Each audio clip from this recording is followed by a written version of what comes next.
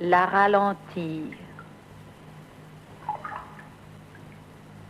Ralentir, on tâte le pouls des choses, on y ronfle, on a tout le temps.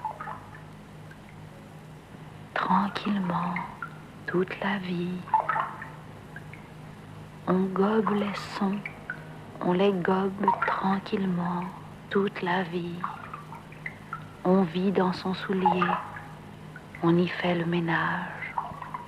On n'a plus besoin de se serrer, on a tout le temps. On déguste, on rit dans son poing. On ne croit plus qu'on sait. On n'a plus besoin de compter. On est heureuse en buvant, on est heureuse en ne buvant pas. On fait la perle, on a le temps, on est la ralentie. On est sorti des courants d'air, on a le sourire du sabot, on n'est plus fatigué, on n'est plus touché, on a des genoux au bout des pieds, on n'a plus honte sous la cloche, on a vendu ses mots, on a posé son œuf, on a posé ses nerfs. Quelqu'un dit, quelqu'un n'est plus fatigué, quelqu'un n'écoute plus, quelqu'un n'a plus besoin d'aide, quelqu'un n'est plus tendu, quelqu'un n'attend plus. L'un crie, l'autre obstacle, quelqu'un roule, dort, coud. Est-ce toi, l'orelou? Ne peut plus, n'a plus part à rien, quelqu'un.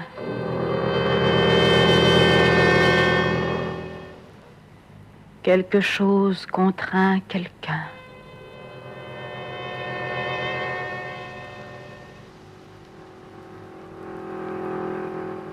Soleil ou lune ou forêt ou bien troupeau, foule ou ville, quelqu'un n'aime pas ses compagnons de voyage, n'a pas choisi, ne reconnaît pas, ne goûte pas. Princesse de marée basse a rendu ses griffes, n'a plus le courage de comprendre, n'a plus le cœur à avoir raison, ne résiste plus. Les poutres tremblent et c'est vous, le ciel est noir et c'est vous. Le verre casse, et c'est vous. On a perdu le secret des hommes. Il joue la pièce en étranger. Un page dit baie et un mouton lui présente un plateau. Fatigue, fatigue, froid partout. Oh, fagot de mes 12 ans, où crépitez-vous maintenant? On a son creux ailleurs. On a cédé sa place à l'ombre par fatigue, par goût du rond. On entend au loin la rumeur de l'asclépiade, la fleur géante. Ou bien une voix soudain vient vous bramer au cœur. On recueille ses disparus, venez, venez. Tandis qu'on cherche sa clé dans l'horizon, on a la noyée au cou qui est morte dans l'eau irrespirable. Oui, pas mal, mais... Elle traîne comme elle traîne. Elle n'a cure de nos soucis, elle a trop de désespoir. Elle ne se rend qu'à sa douleur. Ô misère, ô martyr, le cou serré sans trêve par la noyée.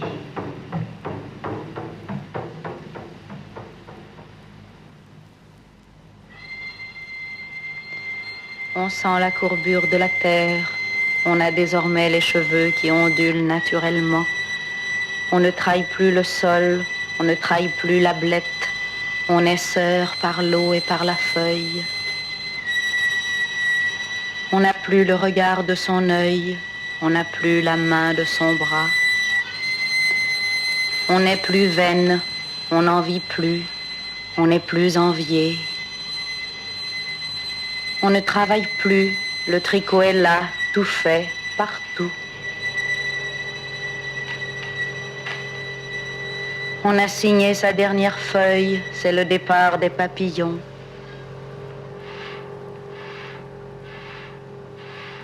On ne rêve plus, on est rêvé, silence.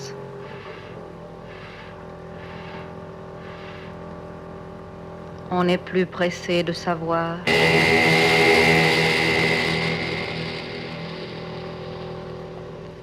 C'est la voix de l'étendue qui parle aux ongles et à l'os.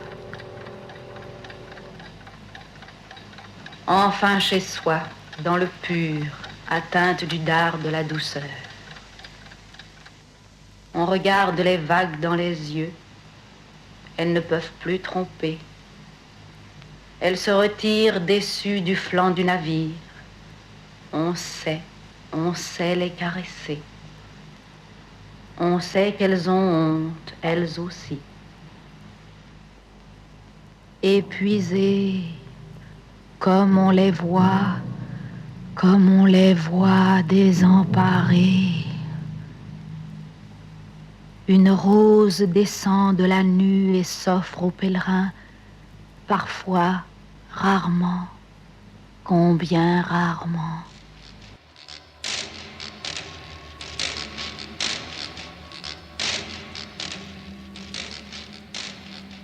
Tant de portes à ouvrir, à fermer, tant de lits à faire, à défaire, tant d'escaliers à monter, à descendre, tant de vaisselle à laver, à essuyer, tant de linge à blanchir, à noircir, tant de poignées de main à distribuer, tant de lettres à écrire, tant de paroles à prononcer, tant de bibi à bébé et de bébé à bobo, tant de dada au dodo et de dodo à dada, tant de tout et si peu de quelque chose, tant de choses et si peu de quelque tout, tant de temps et si peu de si peu qu'il y a là de quoi décourager le meilleur, de quoi aller planter sa tente dans le désert. Mais tant et tant de grains de sable.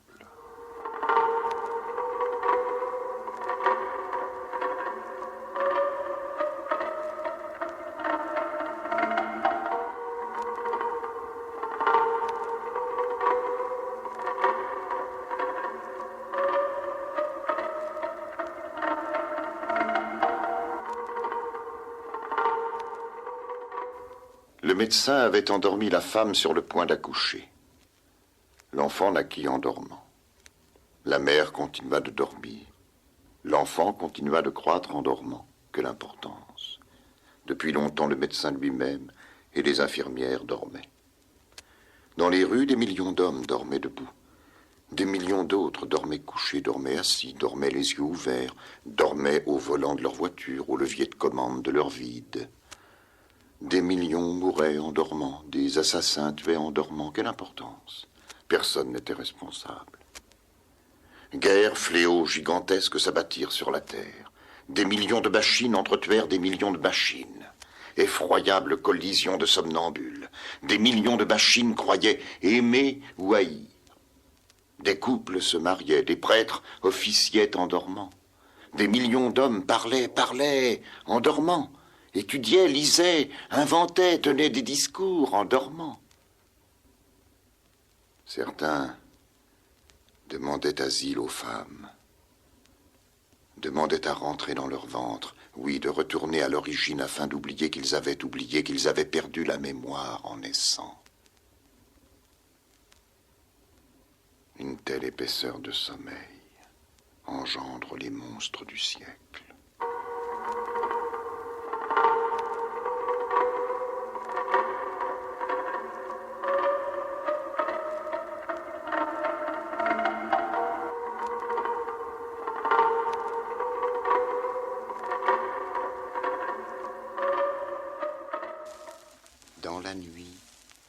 Dans la nuit, je me suis uni à la nuit sans limite, à la nuit. Mienne, belle, mienne. Nuit, nuit. nuit de naissance qui m'emplit de mon cri, de mes épis, toi qui m'envahis, qui fait houle, qui fait houle tout autour, et fume, est fort dense, et mugit, est la nuit, nuit qui gît, nuit implacable, et sa fanfare, et sa plage en haut, sa plage partout, sa plage boit, son poids est roi, et tout ploie sous lui, sous plus ténu qu'un fil, sous la nuit. Emportez-moi dans une caravelle, dans une vieille et douce caravelle, dans l'étrave, ou si l'on veut dans l'écume, et perdez-moi au loin, dans l'attelage d'un autre âge, dans le velours trompeur de la neige, dans la laine de quelques chiens réunis, dans la troupe exténuée des feuilles mortes. Emportez-moi sans me briser dans les baisers, dans les poitrines qui se soulèvent et respirent, sur les tapis des paumes et leurs sourires, dans les corridors des os longs et des articulations. Emportez-moi, ou plutôt enfouissez-moi.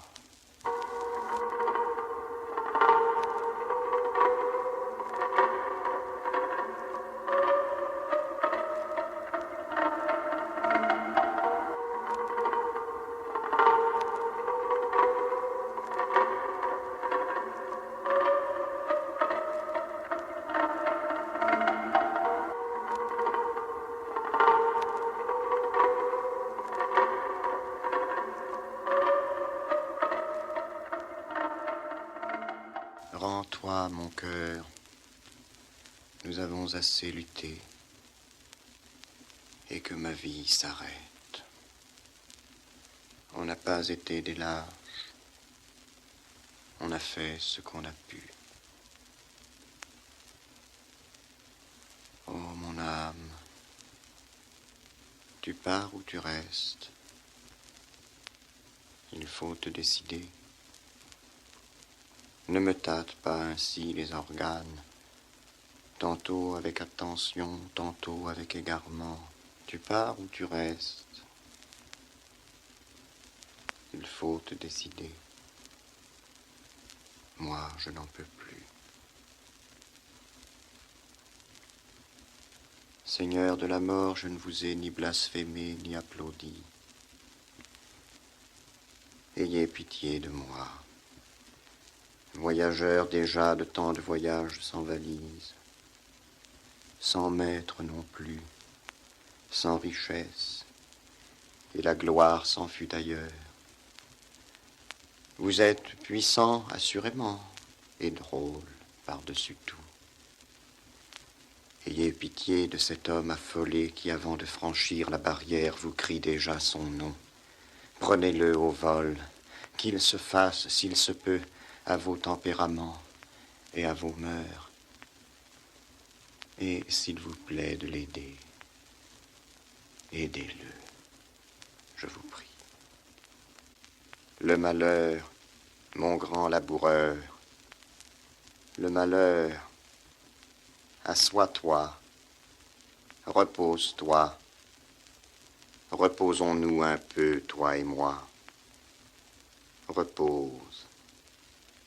Tu me trouves, tu m'éprouves, tu me le prouves. Je suis ta ruine.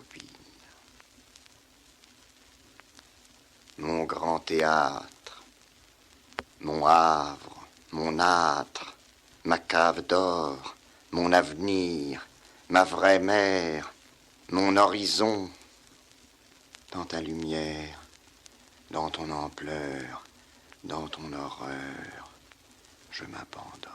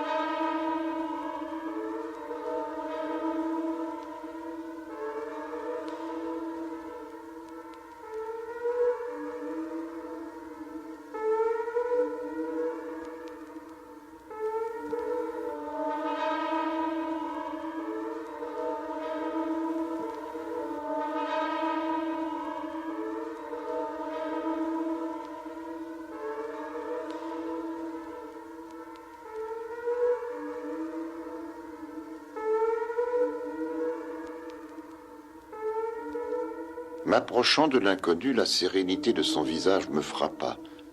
Il était assis au bord de la route sur un sac volumineux, les mains posées à plat sur les genoux comme livré à la méditation. Je m'adressai à lui. « On se repose un brin ?»« Un brin, » me répondit-il poliment. Je pris place à son côté, installé sur le sac, décidément considérable. Il me dominait. Je lui parlai de la fidélité des saisons, de cette campagne généreuse, du soleil déjà bas, de certains arbres centenaires qui nous reconnaissent au passage. Il acquiesçait. Enfin, décidé à partir, je lui proposai « Le village se trouve encore à quelques kilomètres. Nous pourrions faire route ensemble. Je vous aiderai à porter votre sac. »« Impossible, » dit-il d'une voix grave. « Ce sac m'est absolument personnel. Dedans se trouvent les os de mes ancêtres, jusqu'à la 9e génération. » Au spectacle de mon visage inquiet, il se leva, fouilla à l'intérieur de son siège et en sortit un os sur lequel je distinguai une étiquette. « Voici l'humérus de ma quadrisailleule. Elle dansait à ravir. Sa beauté lui valut de nombreux galants. Paix à ses os. » Il baisa pieusement l'humérus et le replaça. Puis il me tendit la main. Je la lui serrai avec précaution. Il se rassit. Et je regagnai ma solitude. Assez loin, je me retournai et l'aperçus. Identique à lui-même, une dernière fois. Le son d'une cloche, filtrant à travers le feuillage, ajoutait à la douceur du moment. La ralentir. Ralentir, on tâte le pouls des choses, on y ronfle, on a tout le temps. Tranquillement, toute la vie. On gobe les sons, on les gobe tranquillement, toute la vie. On vit dans son soulier, on y fait le ménage. On n'a plus besoin de se serrer, on a tout le temps.